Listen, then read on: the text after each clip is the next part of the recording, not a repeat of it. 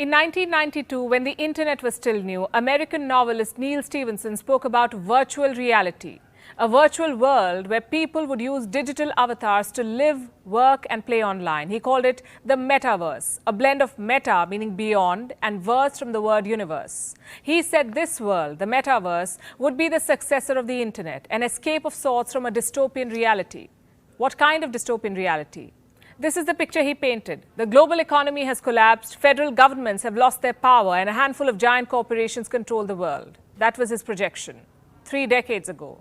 Today, big tech is working on building the same future, minus the dystopia, hopefully.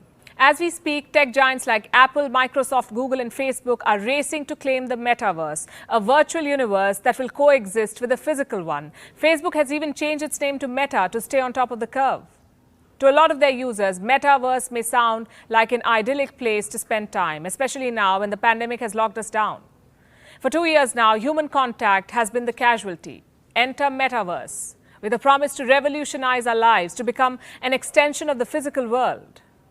But do we really need it? Do we really need an imaginary world controlled by tech giants? Will it really make our lives better on the internet? Or will it manipulate our perception of reality? Hello and welcome to Gravitas Plus. I'm Palki Sharma Upadhyay. 2022 is poised to be the year of the Metaverse, a technology-based augmented reality space that could change how we live and interact forever. Think of it as an internet that you're not just looking at, but also living in. Your digital avatar will inhabit the Metaverse. Instead of watching or reading about a topic, you'll be experiencing it, doing those actions yourself digitally, along with other people who want to be part of your experience. Let me simplify it further. Imagine you're under lockdown, stuck far away from your family. How do you stay in touch with them? Through video calls. That's the closest you can be today. And it's not close enough, we all know that. As your family sits together, plays your favorite card game or digs into a meal, you feel left out. Well, Metaverse promises to change that. Here you can meet your family in a virtual space. You can play that game in your digital avatar. Actual movements and conversations can take place. This is what the Metaverse offers, experience, not just sight and sound. And the concept is not really new. Video games have had it for a while now. Ask your cousin or niece, she may already be a digital land baroness or the owner of a giant doll corporation. Some of the biggest gaming companies in the world, like Roblox, Fortnite, and Grand Theft Auto, have already built their own virtual worlds with their own virtual economies, their own virtual currencies, storylines, characters. The Metaverse too may have some of these gaming elements, but it's not going to be some kind of a video game. It will be a cyber space where reality meets imagination. The characters will be real human beings, but their world will be entirely fictional, made up of virtual elements that parallel real life. At least that's what the proponents of the Metaverse say, like Mark Zuckerberg. According to him, the Metaverse will be like a teleportation device where you can explore a virtual world while being physically present at home. Which brings us to another question. How many virtual worlds are there going to be? Will there be one Metaverse or different Metaverses?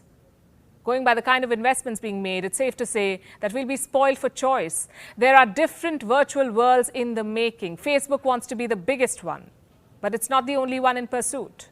A number of tech heavyweights are at it. Apple, for instance, they're currently working on an advanced virtual reality gadget. Reports say it could revolutionize the Metaverse experience.